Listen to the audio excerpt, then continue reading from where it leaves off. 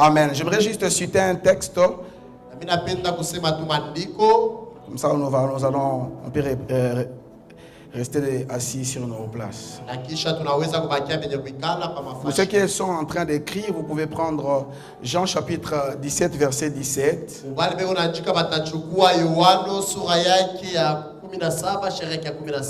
Et puis 2 Timothée chapitre 3, verset 16.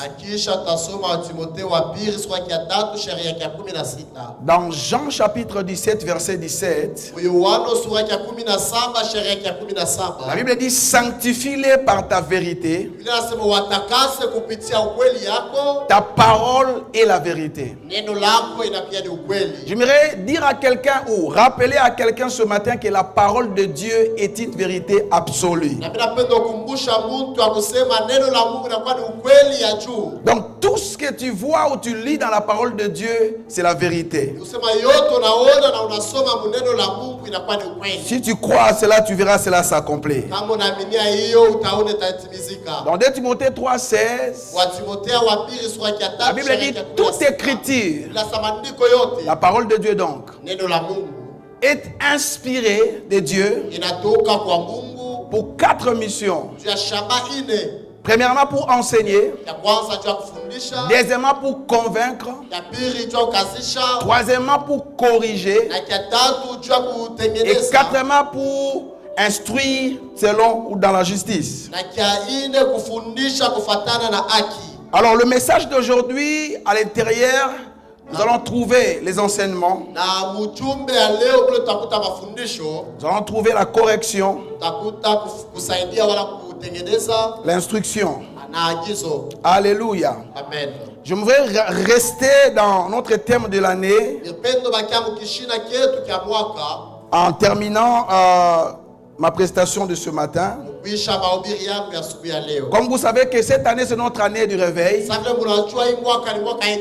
Et les réveils étaient impératifs pour l'église du temps de la fin. Les réveils nous préparent à l'enlèvement.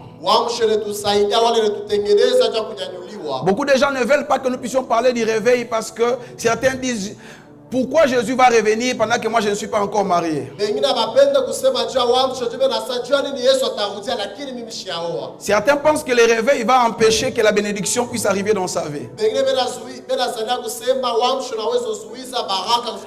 La vérité est que lorsqu'il y a le réveil, les choses deviennent faciles. Lorsqu'il y a le réveil, le surnaturel va devenir naturel à l'église. Alors ce matin, je parle sur ce que nous devons être pour déclencher le réveil. Ce que nous devons être pour déclencher le réveil. Lorsque vous lisez la Bible, vous allez découvrir que chaque livre de la Bible a une particularité. Si vous prenez le livre de Genèse, vous allez découvrir que le livre de Genèse nous parle des origines du monde ou de la création. Si vous prenez le livre d'Exode, le livre d'Exode nous relate comment Dieu a vu la souffrance des enfants d'Israël. Il a choisi Moïse pour qu'Israël soit libéré, en fait d'aller dans la terre promise.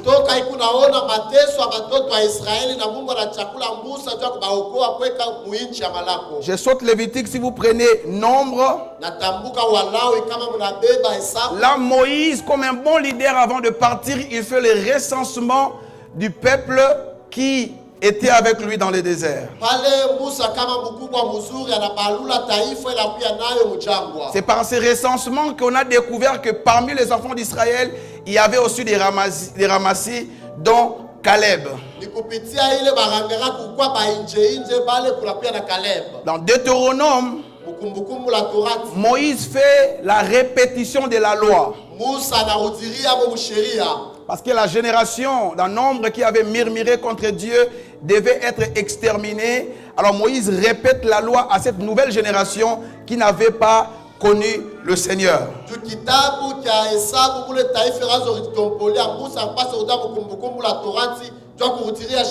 J'ai mis les livres de Lévitique en dernier parce que c'est là où se trouve notre message de ce matin. Les livres de Lévitique nous parlent de trois choses. Premièrement, les livres de Lévitique nous parlent des cérémonies qui se fait dans les sacerdoces qu'on appelle les cultes.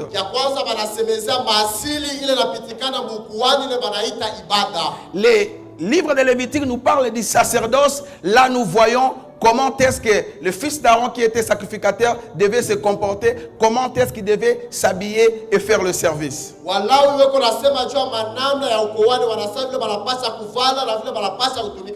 Mais les livres de Lévitique nous parlent aussi en troisième lieu des offrandes. Ne vous en faites pas, je ne vais pas faire l'appel de fonds à la fin du culte. J'aimerais parler sur des offrandes. Dans les livres de Lévitique, on nous distingue deux types d'offrandes. Premièrement, on parle des offrandes de mauvaises odeurs ou des sacrifices de mauvaises odeurs. Des offrandes involontaires ou des sacrifices de mauvaises odeurs. C'est parmi les sacrifices de mauvaises odeurs que nous trouvons les offrandes que les gens donnaient pour l'expiation par rapport au péché. C'est là que nous trouvons ce qu'on appelle le sacrifice de culpabilité. Lorsque quelqu'un péché, il devait apporter une offrande qu'on devait tuer, mais prendre le sang, mettre sur lui et faire l'aspersion pour que ses péchés soient pardonnés.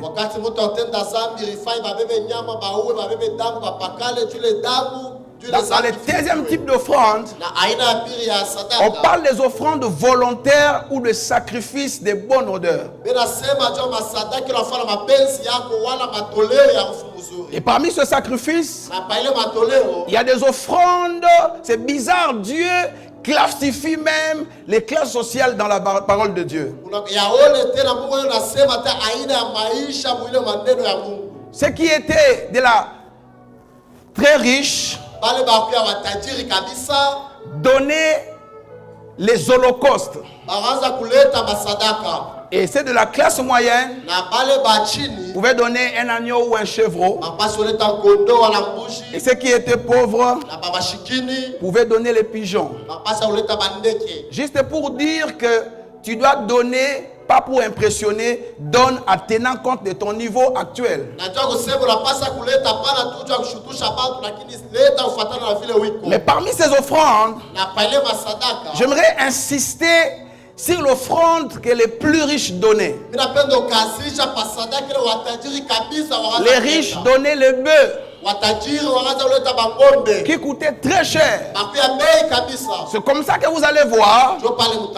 Chapitre 3, la Bible dit Salomon aima l'Éternel.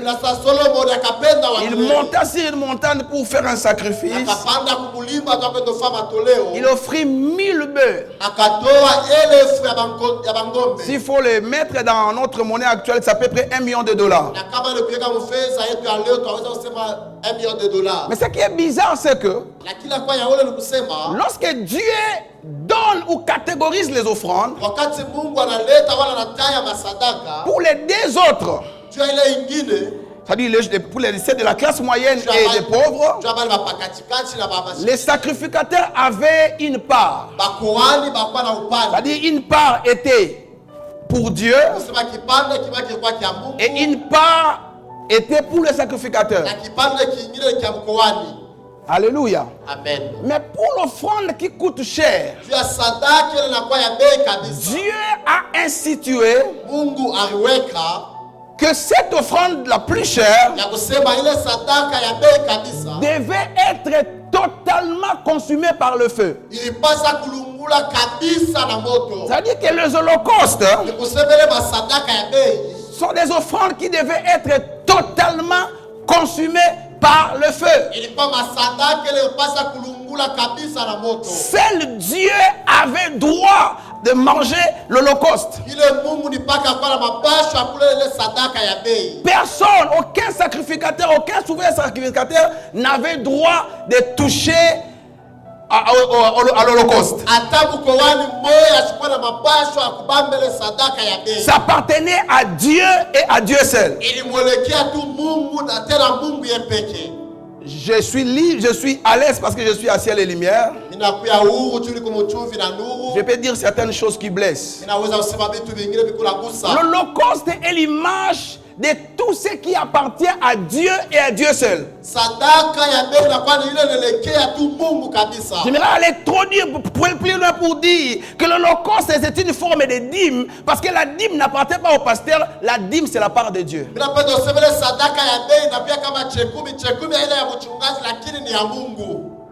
Ah, dites amen que je te parle ce matin. Apportez, Proverbe, Lévitique chapitre 27, verset 30. Apportez toutes les dîmes de la terre,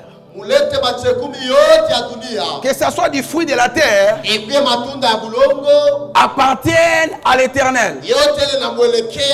La dîme n'appartient pas au pasteur. La dîme appartient à l'Éternel. Amenez toutes les dîmes dans la maison du pasteur. Amenez toutes les dîmes dans la maison du trésor. Regardez. Papa Fabrice me donne $10,000 de la dîme. Papa Fabrice analeta $10,000. Papa Serge me donne 25 000. Ça fait combien? 35 000. Si la dîme appartient au pasteur, je rentre à la maison avec combien? 35 000 $. Alors que l'église est locataire, l'église est sous l'hangar, l'église n'a pas de chaise, l'église n'a pas d'instrument. Dieu est sage. Il ne pouvait pas donner la grande part au sacrificateur pendant que l'église souffre. Il dit, apportez toute la dîme à la maison du trésor, afin qu'il ne manque pas de nourriture dans ma maison. Parce que dans les temples de Salomon, il y avait des Lévites qui étaient engagés comme des travailleurs dans les temples. Et ces Lévites devaient être payés par les dîmes que l'église ou les temples recevaient. Je suis en train de parler à quelqu'un ce matin. Donc l'Holocauste, c'est quelque chose qui appartient à Dieu et à Dieu seul. L'Holocauste, c'est l'image de la gloire de Dieu. Parce que vous savez que Dieu ne partage pas sa gloire avec quelqu'un. Lorsqu'à l'église, les gens témoignent. Les morts ressuscitent. Les gens sont en train d'être bénis. Ils bénissent les dieux du pasteur. Et si le pasteur s'approprie de la gloire de Dieu, il risque de ne pas se réveiller demain. Parce que Dieu ne partage pas sa gloire avec quelqu'un. Alléluia. Amen. La gloire est l'apanage de Dieu et de Dieu seul. L'Holocauste, c'est l'image de l'adoration. Seul Dieu mérite d'être loué et adoré. Les jours que tu te fais adorer, Dieu va te montrer que c'est lui qui mérite la gloire. Un jour, le roi Hérode se leva pour faire un discours. Il a tellement bien parlé. Ce n'est pas lui. Les peuples ont dit, quel beau discours. Comme un discours qui venait de l'Éternel. La Bible dit, Dieu a envoyé un ange pour les tuer sur le champ. L'Holocauste est l'image de l'adoration. Et l'adoration est l'exclusivité de Dieu et de Dieu seul. Ce que nous devons être pour déclencher le réveil, nous devons être des chrétiens holocaustes. Nous devons être des chrétiens holocaustes pour que le réveil soit déclenché. Je disais, nous devons être des chrétiens holocaustes pour que le réveil soit déclenché. Qui est un chrétien holocauste?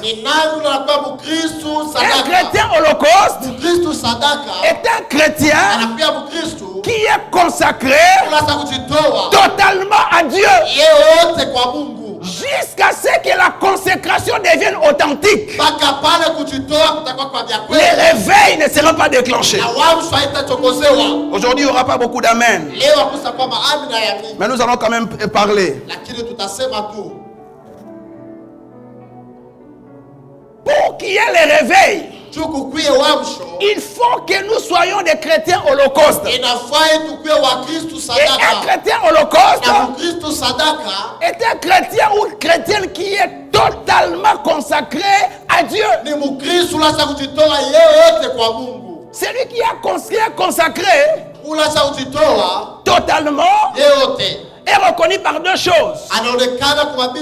La première chose qui prouve la totalité de ta consécration, c'est la vie de sainteté. Il n'y a pas de sainteté sans consécration. Je disais qu'il n'y a pas de sainteté sans consécration. Le message de la sainteté n'a jamais été un message de condamnation, mais ça a toujours été un message de la... Je cherche un mot. Un message de la révolution. C'est un message du réveil. Pourquoi? Satan peut te laisser avec tes titres et ton col pastoral, alors que tu es déjà égaré. Il faut que le message de la sainteté rentre à l'église. Lorsqu'on prêche la sainteté à l'église, les gens se fâchent. Ils pensent qu'on est en train de les viser. Lorsqu'on prêche la sainteté, on touche les choses que tu fais. Tu dois savoir que Dieu t'aime. Il va te montrer que tu es sur une mauvaise voie. Et si tu continues comme ça, tu risques de mourir. Alléluia. Amen. La Bible dit dans 1 Thessaloniciens chapitre 4 verset 3, il dit ce que Dieu veut, c'est votre sanctification. Alléluia. Amen. Ce ne sont pas vos dîmes, vos offrandes, le service que vous rendez, les grosses sommes que vous amenez à l'église, tout ce que vous faites que pour Dieu. Lorsque vous n'êtes pas saint, cela ne compte pas. Alléluia. Amen. Deuxième chose, c'est la pureté. Le Seigneur m'a fait comprendre que la plus grande dimension de la sainteté, c'est la pureté. Pourquoi? Parce que la sainteté, c'est être mis à part pour Dieu et Dieu seul. Mais tu peux être mis à part. Je ne pars pas en boîte de nuit. Je ne cours pas derrière le jupon. Je ne vole pas, mais je passe mon temps à calomnier les autres. Je suis saint, mais je ne suis pas pur. La plus grande dimension de la sainteté, c'est la pureté. C'est comme ça la Bible dit que l'Éternel vous sanctifie lui-même. Que tout votre être, esprit, âme et corps soit conservé, irrépréhensible. L'apôtre faisait allusion à la pureté. Donc la consécration exige la sainteté et la pureté. Je suis en train de parler à quelqu'un ce matin. La pureté est une forme d'intégrité. L'intégrité, ça veut dire être sans mélange. Aujourd'hui, il y a des chrétiens mélangés. Quand il est à l'église, il est chrétien. Quand il est en dehors de l'église, il a une autre vie. Je prie que la sainteté rentre à l'église et que la pureté rentre dans nos vies. Alléluia. Amen. Mais la consécration ne consiste pas seulement à se sanctifier, à marcher dans la pureté. Mais la consécration exige ce que vous êtes et ce que vous possédez. Ce que vous êtes et ce que vous possédez. Voilà pourquoi Josué va dire, moi et ma maison, nous servirons. Donc s'il faut étendre ce verset, moi et mes véhicules, moi et ma femme, moi et mes enfants, s'il avait des chats ou des chiens, moi et tout ce qui m'appartient. Donc la véritable consécration, c'est vous, votre femme, vos enfants, votre compte bancaire, votre travail, tout ce qui vous appartient. Et vous, et vos avoirs. C'est comme ça que vous allez voir. Dieu a accueilli Abel après son offrande. Alléluia. Amen. Donc la consécration doit être totale. Pourquoi? N'oublie pas, nous parlons des chrétiens holocaustes. Ceux qui appartiennent à Dieu totalement. Lorsque tu es consacré véritablement, tu ne vas pas te fâcher lorsque Dieu demande ton enfant. Abraham avait atteint une dimension de consécration telle que lorsque Dieu a demandé Isaac, Abraham n'a pas refusé.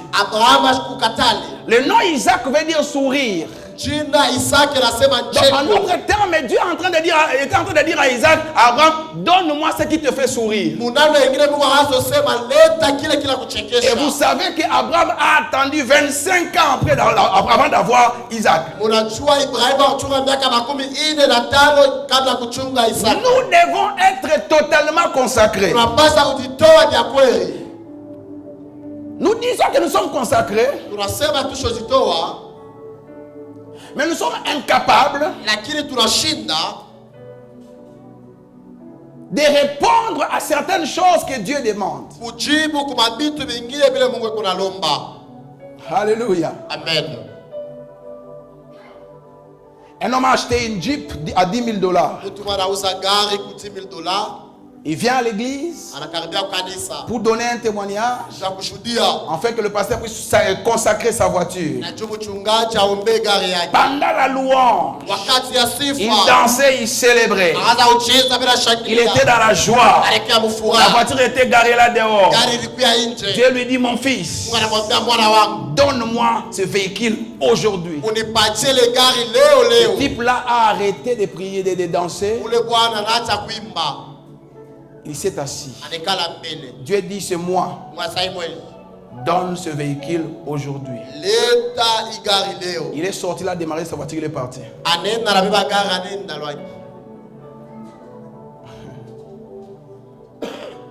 La consécration doit être totale. C'est comme pour dire,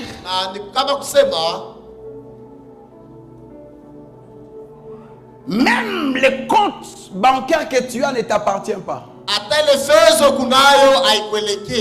Ça appartient à Dieu.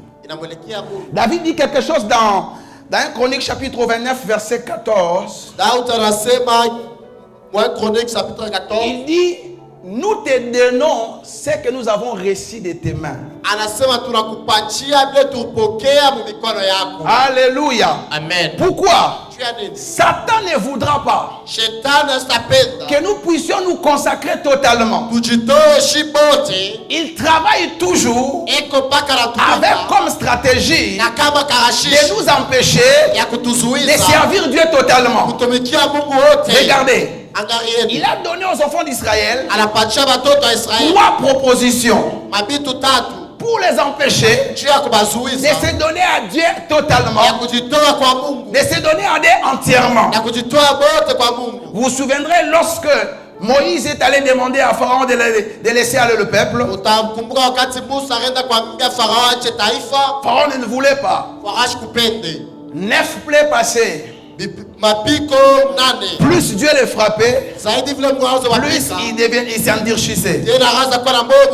Alors il appelle Moïse. Il leur donne 3 propositions. La première, c'est dans Exode chapitre 8, verset 28. Il dit partez, mais ne vous éloignez pas trop du pays. Alors que lorsque Moïse est parti vers Pharaon, il a dit à Pharaon, laisse aller mon peuple afin qu'ils partent m'adorer sur la montagne. Et en termes d'adoration, Dieu exige tout, la totalité. Il dit allez, mais ne vous éloignez pas trop. Qu'est-ce que cela nous enseigne aujourd'hui? Cela veut dire aujourd'hui c'est la même stratégie que Satan utilise au milieu des chrétiens pour nous empêcher d'être des chrétiens holocaustes, être des hommes et des femmes qui sont totalement, entièrement consacré à l'éternel. Partez, mais ne vous éloignez pas trop du pays d'Égypte. Cela veut dire quoi? Cela veut dire aller à l'église, prier, gêner, servez, mais continuez à vivre comme des païens. C'est comme ça que vous trouvez à l'église les gens qui parlent en langue mais qui continuent à aller en boîte de nuit. Les gens qui sont serviteurs à l'église mais il est coureur de jupons. Donc de lundi à samedi il vit comme un païen et les dimanches il vient faire la pénitence à l'église. C'est la même stratégie. Dieu veut que tu te donnes entièrement. Alléluia. Amen. Tu es chrétien, tu es frère. On te connaît serviteur à l'église. Mais toi-même à l'église, tu dragues Jeannette, Juliette, Julie. Toi les mêmes frères. Tu proposes, je vais t'épouser, je vais t'épouser, à 4 filles. Et ne dis pas encore aux gens, on doit gérer. Tout ça pour que ça ne puisse pas se savoir à l'église. Tu n'es pas consacré. Vous savez qu'il y a des garde-robes qui doivent naître de nouveau. Parce que tous les habits que tu as, c'est acheté par les hommes mariés. J'avais déjà dit, il n'y aura pas beaucoup d'amen. Je suis en train de parler. Il y a des valises qui doivent naître de nouveau. Ma soeur, tu es la raison pour laquelle le budget familial d'un couple est réduit. On te voit à l'église bien habillé. Cabello jusqu'ici. Joli téléphone, très bien habillé. Qui a acheté ce vêtement? Je savais qu'il n'y aura pas beaucoup d'amen. C'est pas grave. Ça me permet de parler, d'avancer. Alléluia. Amen. Les fiançailles n'est pas le mariage. Parce que tu as fait les funga mulangu. Dans cette femme-là, donc tu peux la toucher comme tu veux. Et toi aussi, ta tête ne fonctionne pas bien. Et puis demain, quand ça va se barder, il te laisse, tu pleures. Tu ne pleures pas le fait qu'il est parti. Tu pleures tout ce que tu as cédé. Dites-moi amen que je te parle ce matin. Amen. Tu dois te consacrer totalement. Tu sors avec un papa d'autrui. Chez lui, on le respecte. Tu l'appelles papa. Tu l'appelles Gilles. Il a l'âge de ton père. Et puis papa Gilles, on t'amène dans un supermarché, on te donne les comment on appelle ça? Les chariots, tu pousses. Oui, c'est lui, bébé. Il faut que la consécration reste rentre à l'église.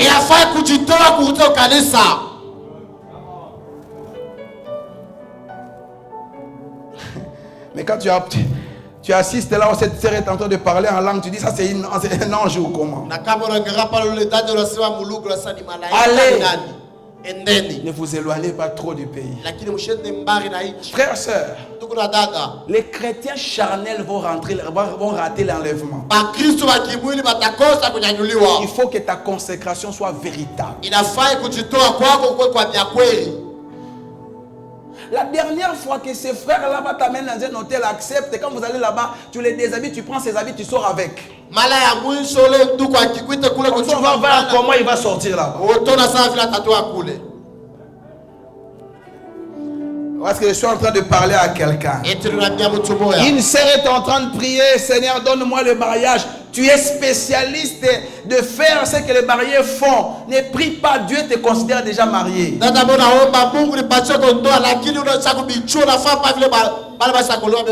J'aime le calme qui est dans la salle ce matin.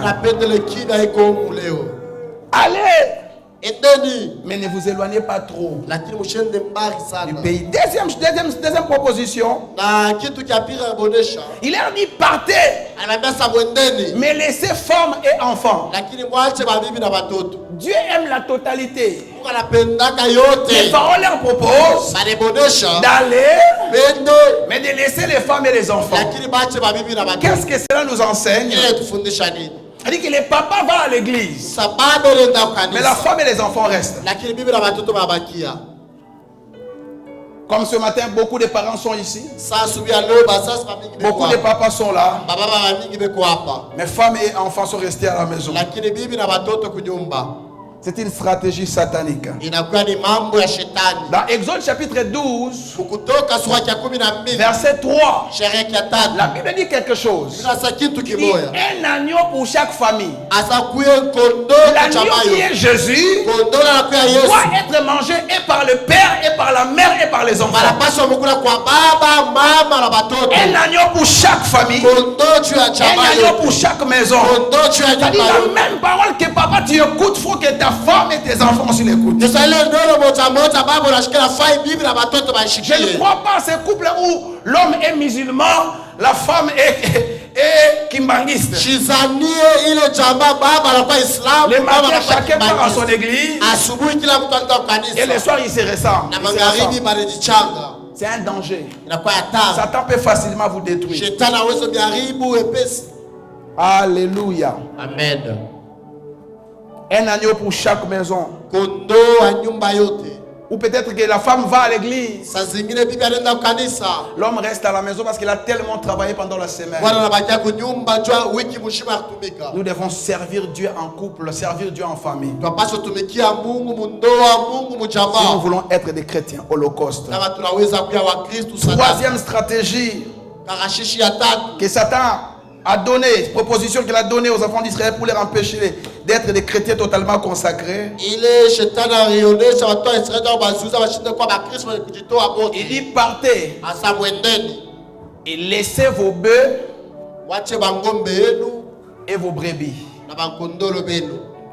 Vous pouvez aller avec les femmes, aller avec les enfants, mais laissez vos bœufs, laissez vos brebis. Qu'est-ce que cela nous enseigne? Allez à l'église, servez Dieu, mais laissez vos richesses à la maison. Vous savez, il y a des gens, lorsqu'ils étaient dans le monde, ils étaient des spécialistes, des sponsors des équipes de football. Il y a des hommes À qui il y a des gens qui font des histoires bizarres. Regardez. Je vais prendre quelqu'un qui est un peu lent. C'est pas parce que vous pouvez me dire. Il entre dans un bar. Peut-être vous même ici, avec tout le respect. Papa il me dépasse même, il est lancé. Quelqu'un entre dans un bar, Papa Fabrice. Il appelle le barman. Il commençait à mettre les casiers jusqu'au niveau de sa taille. Et j'achète ça pour tout le monde. Mais la même personne, quand il devient chrétien, il est incapable de faire de sacrifice à l'église. Merci papa. Allez à l'église, servez Dieu, mais laissez vos richesses.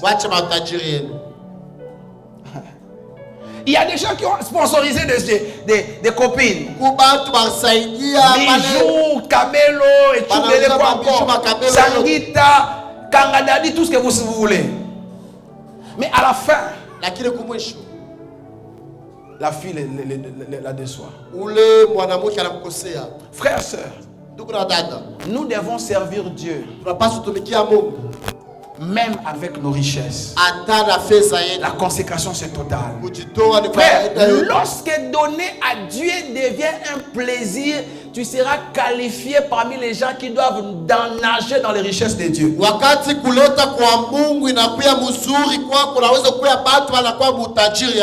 Lorsque donner à Dieu devient un plaisir, votre nom sera effacé dans la liste des gens qui doivent mourir pauvres. Lorsque tu sers Dieu, non seulement avec ton temps, non seulement avec ton énergie, non seulement avec ton intelligence, mais aussi avec ton argent, mais aussi avec tes biens matériels, tu attires la gloire de Dieu comme jamais auparavant dans ta vie. Je prêchais comme je prêche aujourd'hui. J'avais un problème de chaussures et des habits. Aujourd'hui, je suis plus enseignant que prédicateur. À cette époque-là, quand je me levais, les chaises se cassaient. Une démonstration de la puissance de Dieu terrible. Il y avait des témoignages. J'ai vu des femmes sans trompe concevoir. J'ai vu des morts ressuscités. J'ai vu Dieu faire des choses extraordinaires. Mais en dépit de tout ça, j'avais un problème d'argent.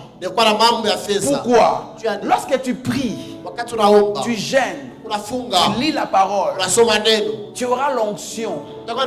Mais l'onction est spirituelle. Tu vas avoir des visions. Les gens vont tomber, il y aura des guérisons, il y aura des miracles. Mais si tu veux avoir une bénédiction palpable, tu dois donner. En 2010, j'aime toujours donner ce témoignage. J'ai prêché chez le pasteur Marcelo que vous connaissez. Un bon message, la gloire de Dieu est descendue. Et à la fin, il monte pour faire un appel. Dieu me dit, donne tout ce que tu as dans ton compte en banque. Ne vous en faites pas. Quand je dis tout ce que j'avais dans le compte, je n'avais que $130. Mais à cette époque-là, c'était comme $1,300 aujourd'hui. J'ai dit, toi l'esprit qui me demande de s'aimer, je te résiste au nom de Jésus. Et Dieu me dit, ce n'est pas l'esprit mauvais, c'est moi. C'était en 2010 que je fais ce sacrifice. Dieu a changé radicalement ma vie financière jusqu'à aujourd'hui. Je voudrais terminer en disant ceci.